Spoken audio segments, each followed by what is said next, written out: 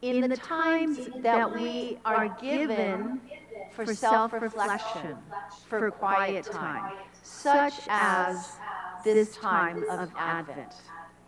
I'm pretty convinced that how many of you have experienced, maybe not yourself, but how many of you have experienced road rage when you're on the street? You know?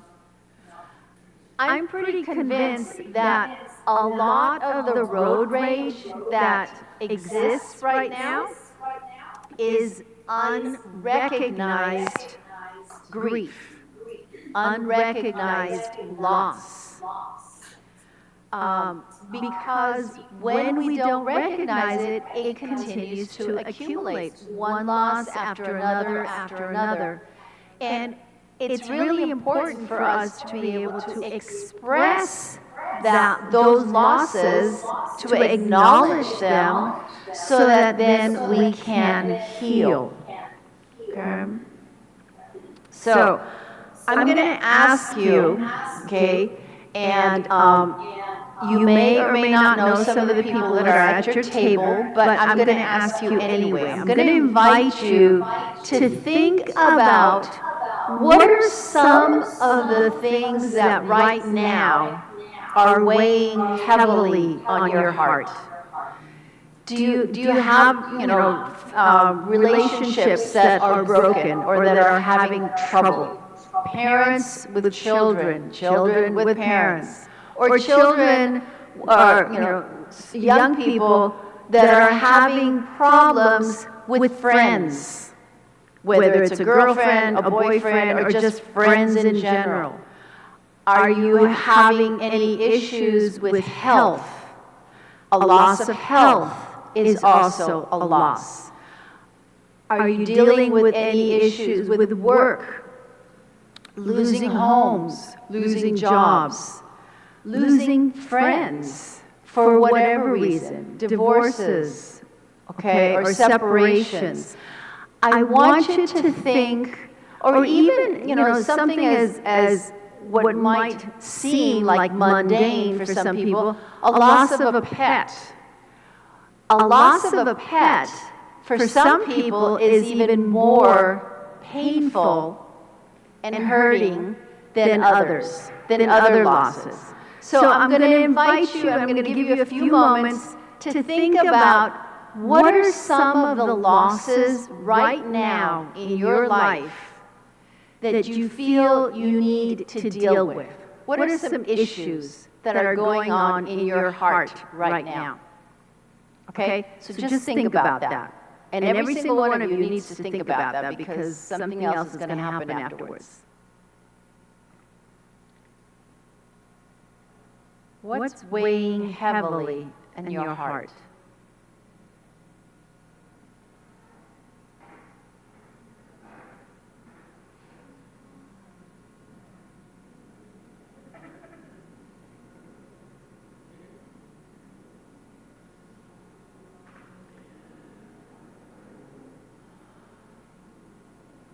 Okay, for those of you who are just coming in, I've invited everybody to think about what are some of the things that are weighing heavily on your heart? What losses have you experienced, whether recently or whether you're experiencing them now? What are some of the losses that are weighing heavily in your heart right now?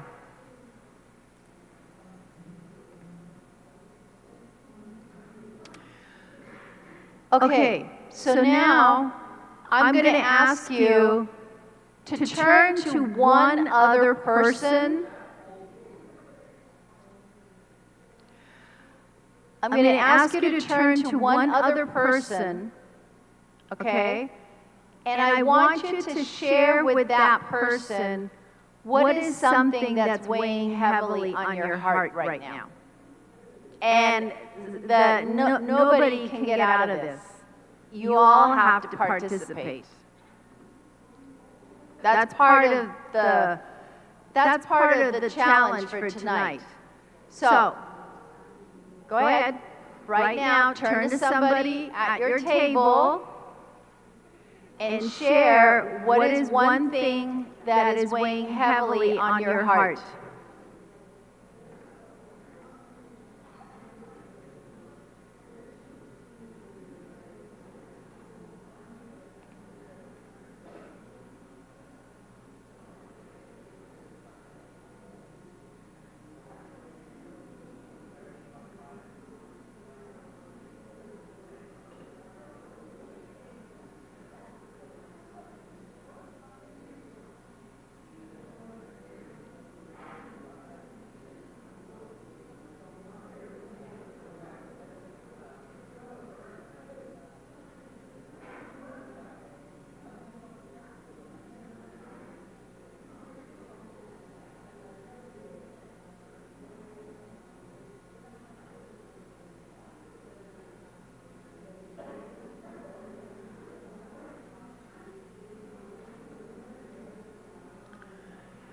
Make sure that everybody has a chance to share.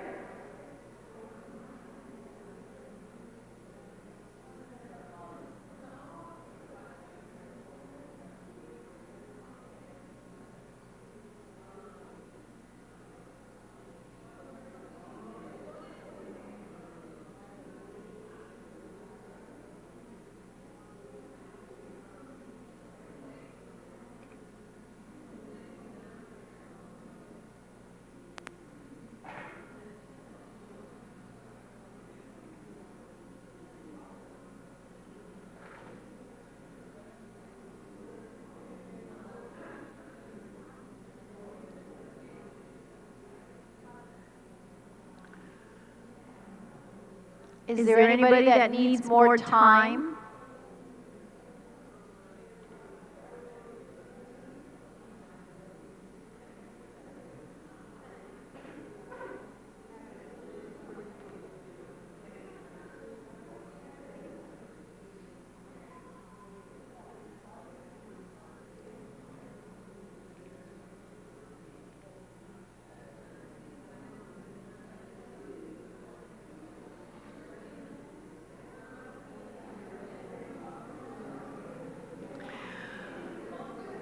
Okay.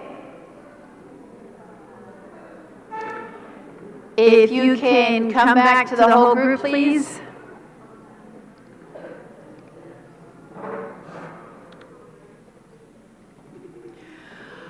All right. Sometimes when people are dealing with challenges, with issues, with burdens that are heavy on their hearts, people turn to prayer. They might pray the rosary, they might read scripture, they go before the Blessed Sacrament. There are lots of different ways that people pray when they're having trouble, okay? But we have to also remember that we are called to be part of community. We're not here as individuals only. We're here as part of a community. And so part of being a community is also praying for each other. So I'm going to invite you to go back with the person that you were sharing. And I'm going to ask you really to take this to heart. I want you to pray for the burdens that that person shared with you. Okay?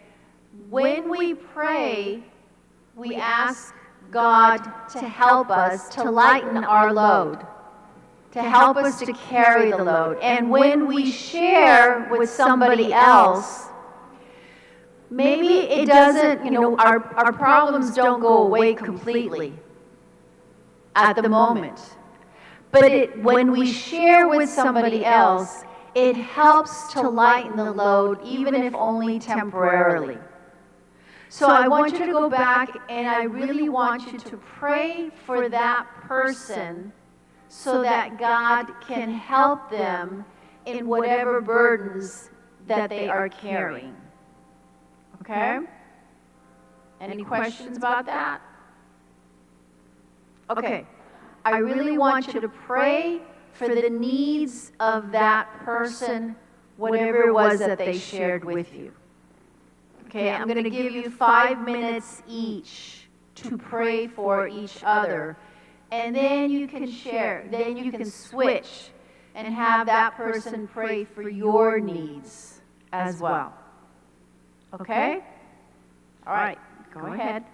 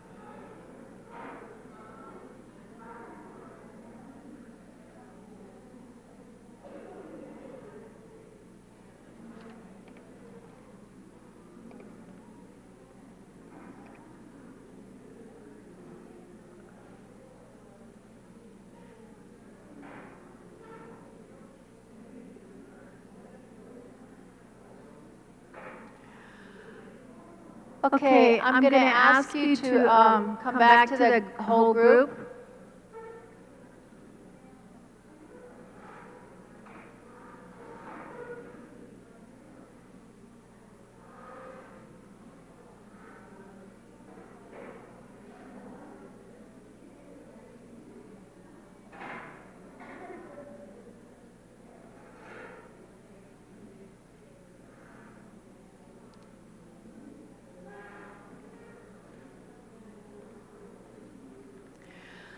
Okay, I'm going to ask especially the young people that are here How many of you pray? How many of you pray? Okay.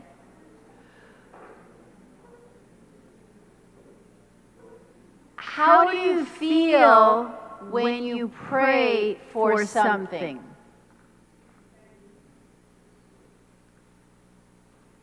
Somebody says happy. Okay.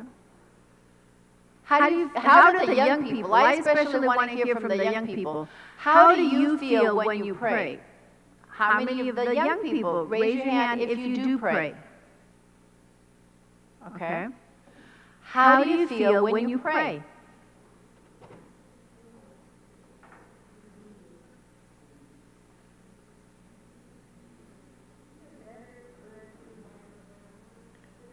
Some people feel better. Some people feel at peace. Does that go also for the young people or just for the more mature crowd here?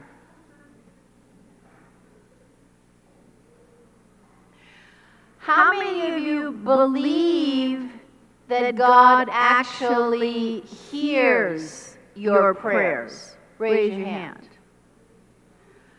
How many of you believe that God cares about your prayers? Okay. I'm going to ask you, how do you know that? Those of you who raised your hand, how do you know or why do you believe that God cares about what it is that you pray? Why do you believe that?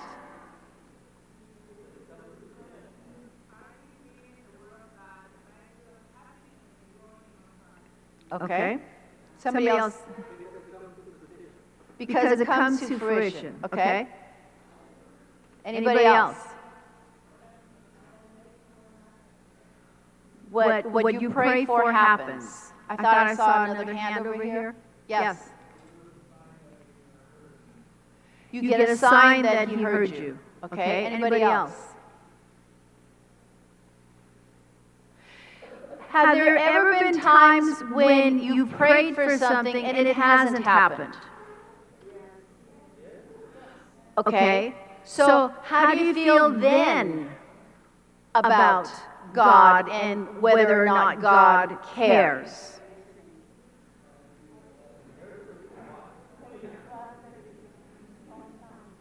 You have to trust in His own time. Somebody else over here? Sometimes what you want is not what's best for you. Anybody else? Yes. I'm sorry, I can't hear you.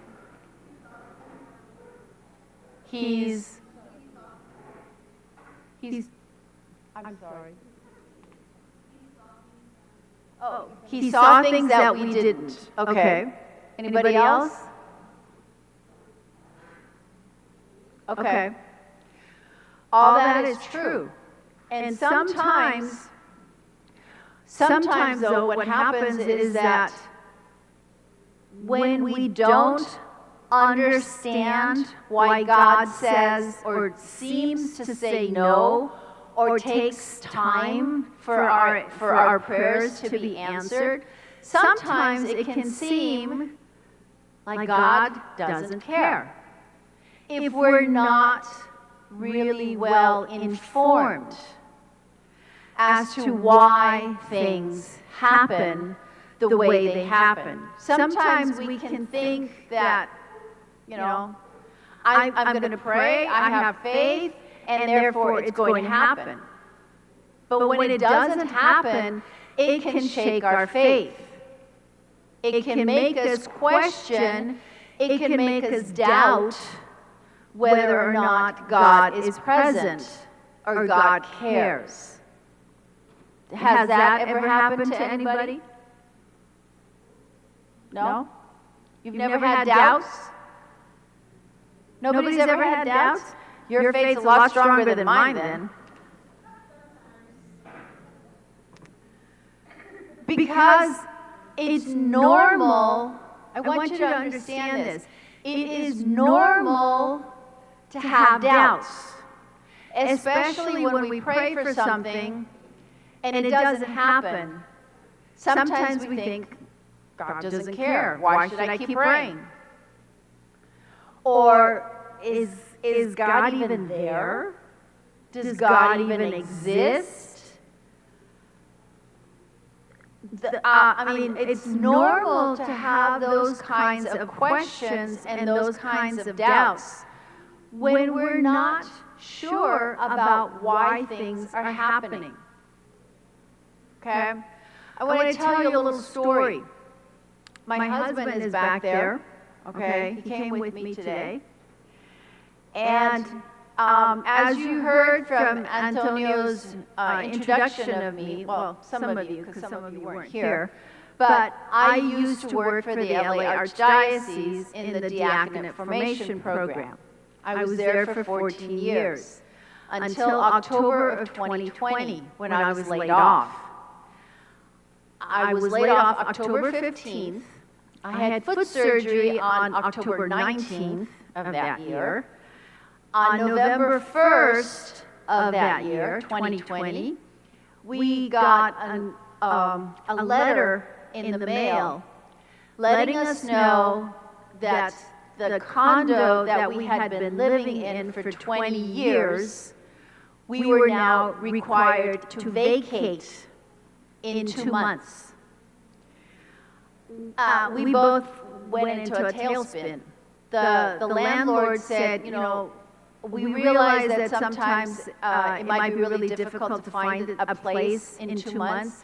If you need another month, we'll give you another month, which meant January 31st, okay, of 2021. Well, I immediately let him know, yes, we're going to need at least another month because right now I can't even walk because I just had foot surgery.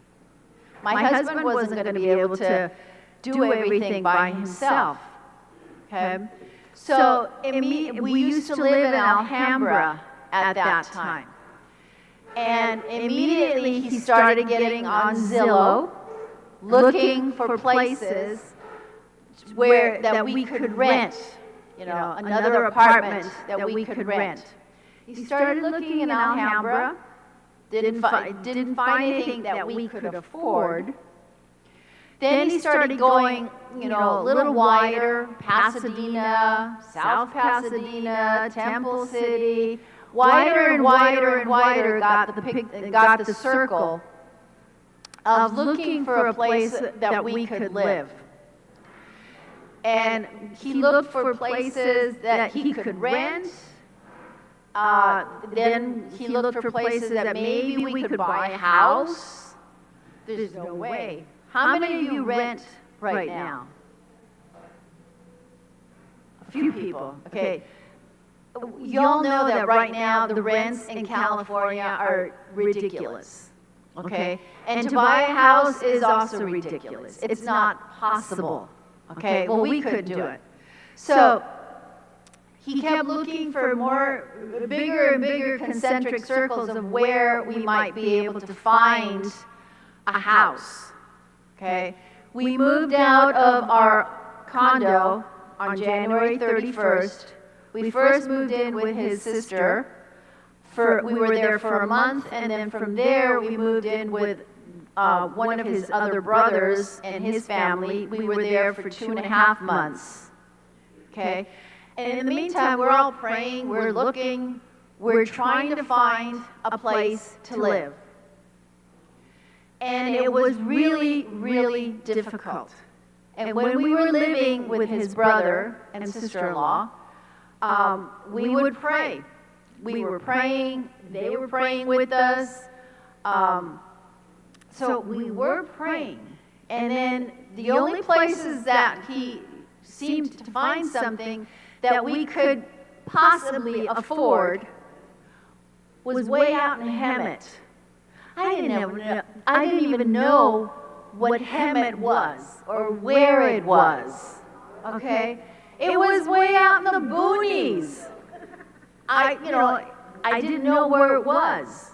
And the first time that we went out there, we just kept going and going and going and going. God, where are we going? It's crazy. It took us forever to get to Hemet. And, we started looking, excuse me, we kept looking for different places. We eventually narrowed down the search to manufactured homes because they're a lot cheaper than just a regular home. And at first, my husband didn't want that. He said, oh, no, those are depressing. I don't want to live in one of those. So I found a place which was this beautiful three-bedroom, two-bath mobile home, okay? It was out in Ventura, because we lived in Ventura before as well.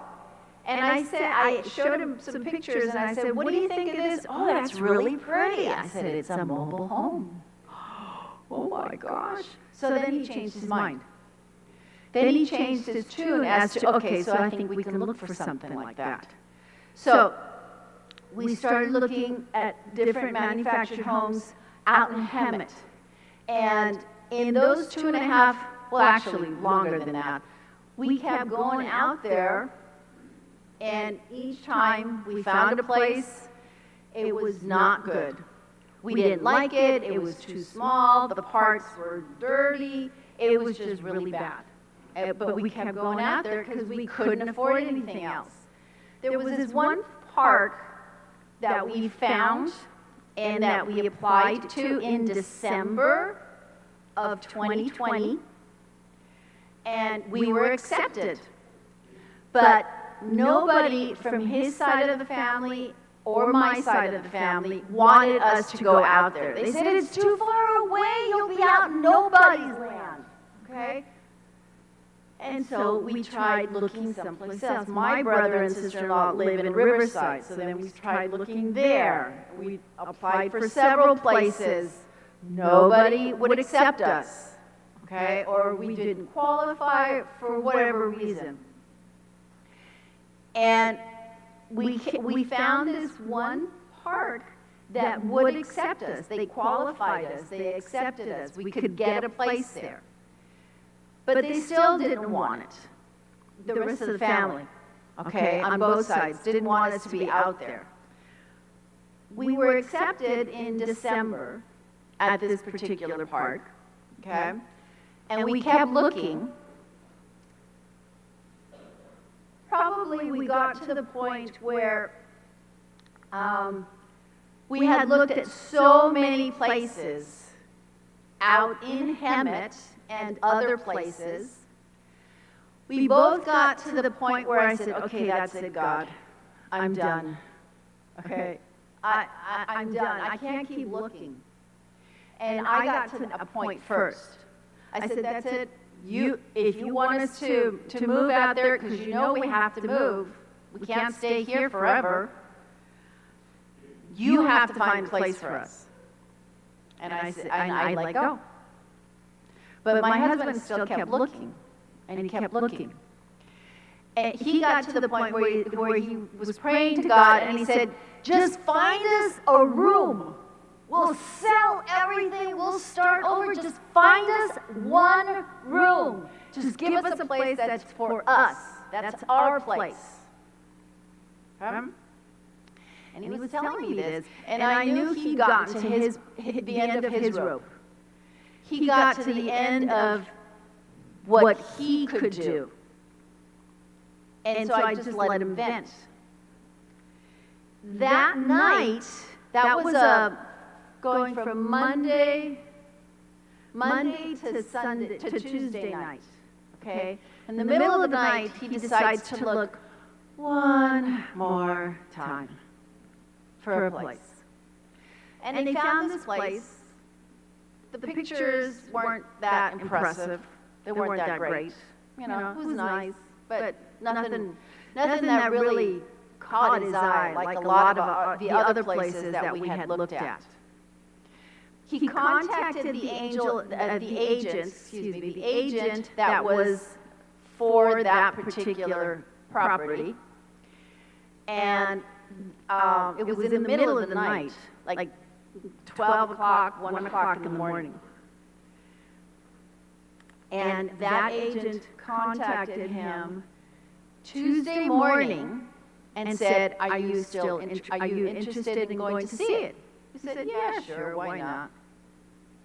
You know, we've looked at some other places already. We went there. We got to, it was in the park that we had already been qualified for.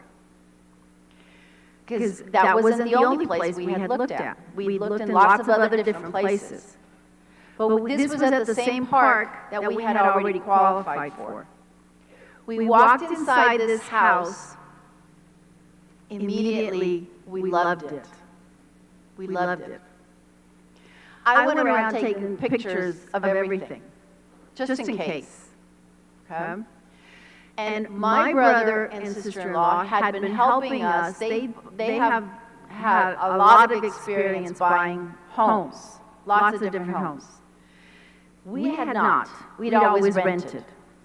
So we were asking them, can you please help us? You know, give us some advice, because we don't know anything. We don't know what to look for. They saved us from some really awful places, which we would have probably bought and gotten ourselves into a deep hole of debt, trying to fix stuff up.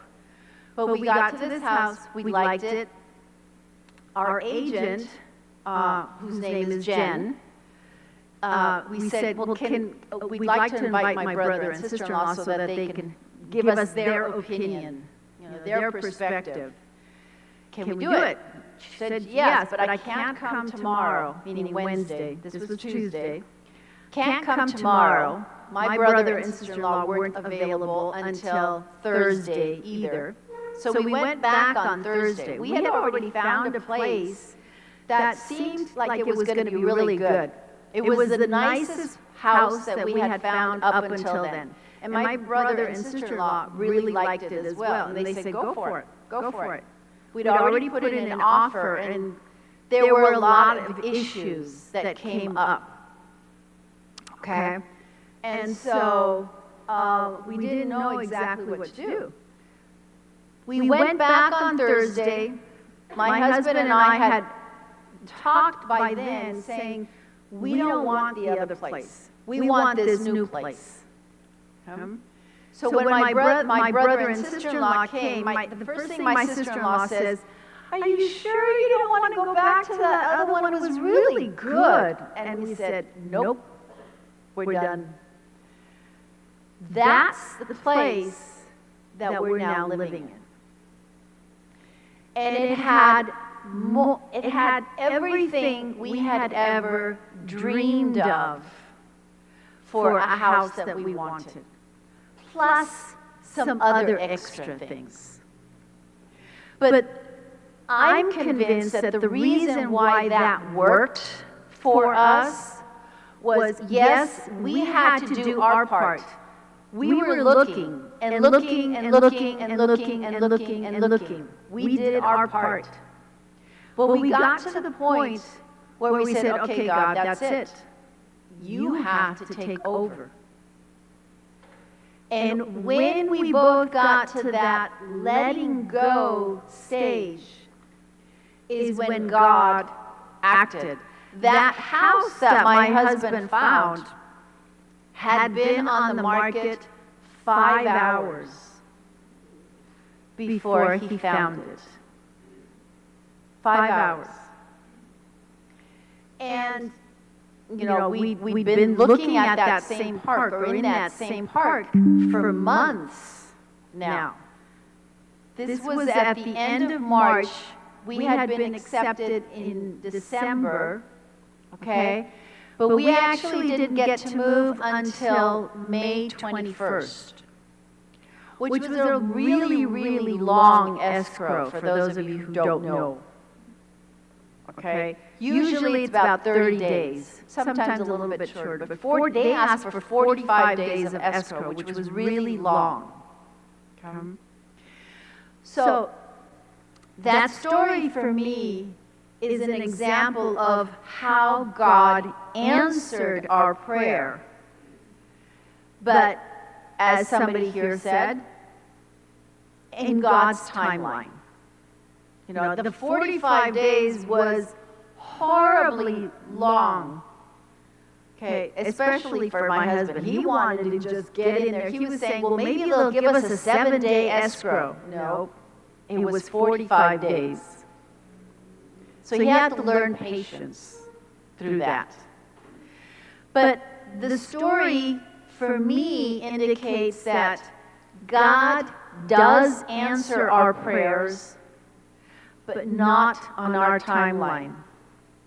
And the best way for us. That also happened with the work that I have.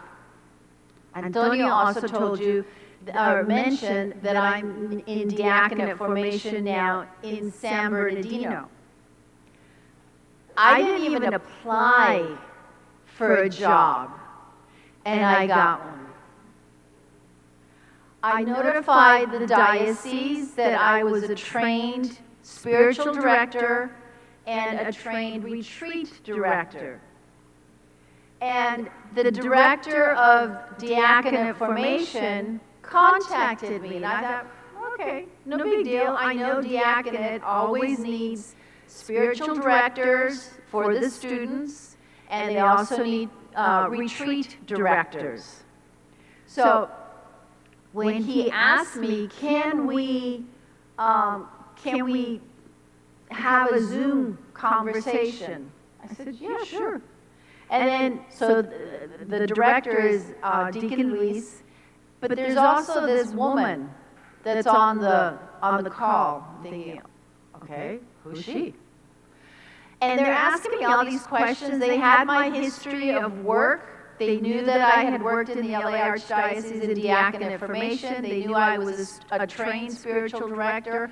I had all my history of the different kinds of retreats that I've done. Okay, and they're asking me, well, you know, what is it that you did over there? What kinds of things have you been able to do since then? Just a lot of questions about, you know, can you review work, you know, for the students? Yeah, I've done that. So they're asking me all these questions, and, you know, we don't pay much, but, you know, there's some here. Would you be interested? How does that seem to you? And I said, yeah, it's no big deal. I've done those kinds of things before. At the end of that conversation, which was about an hour or so, they said, okay, well then, when can you start? I said, what? When can I start what? Well, so that you can be part of the diaconate formation team here. And I mean, my head was spinning, because I thought I was just interviewing to be a spiritual director and occasionally a retreat director. But at the end of that conversation, I had a job. It's a part-time job, which is actually a lot better, because that way I don't have to go into the office every day. We have classes 2 weekends a month. I go in those 2 weekends a month, and then I review the homework especially for the women. I review the women's homework, and every once in a while I review the men's homework at home. I don't have to go into the office. So that was also a godsend, because it's extra income. Because my husband and I are both retired. But, you know, we're not making buco bucks, people. We're not. Okay? So it's a part-time job, but it helps. But it's something I didn't even apply for. And the woman who was on the Zoom call, her name is Emma, told me later that this was probably like sometime in July of, we're 23, last year. Okay, July of last year. And she told me that summer she had gone down to Mexico City to Our Lady of Guadalupe Shrine. And she prayed to our Blessed Mother, and she said, Mary, Mother, I need help. I need somebody who knows about formation, somebody who knows about spiritual direction, somebody who can actually be present and knows what to do about formation. 2 weeks later, she heard about me. Sometimes God takes a little bit longer than Mary does. Sometimes Mary's a lot faster. Okay? So those are just some examples of how sometimes we may not know what's going on. I honestly believe that we were called, my husband and I were called to go out to Hemet, even though I'd never heard of the place. We were called out there so that I can be part of diaconate formation in the Diocese of San Bernardino. It's nothing I ever dreamed of doing, because I thought once I got laid off, I had to retire, because I wasn't having any other income. I had to retire. But now I have this job, and it's even better because I don't have to go into the office 5 days a week. It's part-time. I can do it on my time. It's actually better than what I would have planned for. If I had known of this position, which wasn't even advertised, I probably would have tried to get it thinking, okay, I have to go in 5 days a week. I don't have to do that. So sometimes we have our prayers answered in ways that we can't imagine. But we have to have trust in God, that God cares enough about us to want the best for us. Sometimes the best is not what we want. We think we might know what's best for us, but not necessarily. Because as somebody said over here, God sees a bigger picture. We have very limited vision. We have very limited perspective. We cannot see the whole picture, but God can. And so it's really a matter of we need to learn to trust that what God wants for us is always the best. Okay? But sometimes it's hard to do that because we don't know how to trust. We don't know how to trust other people. We don't know how to trust ourselves. We definitely don't always know how to trust God. Okay? Any questions or comments about what I just said? No? Okay. I'm going to give you a break right now. It is 7:30. We're going to take a 15-minute break, okay? I think there's some is there stuff back there yet? Are they ready? Phoebe, can you go check to see? Oh, almost. They're ready. They're ready. Okay, so there's some goodies in the back that you're welcome to partake of, okay? But at 7:45, we're going to start again.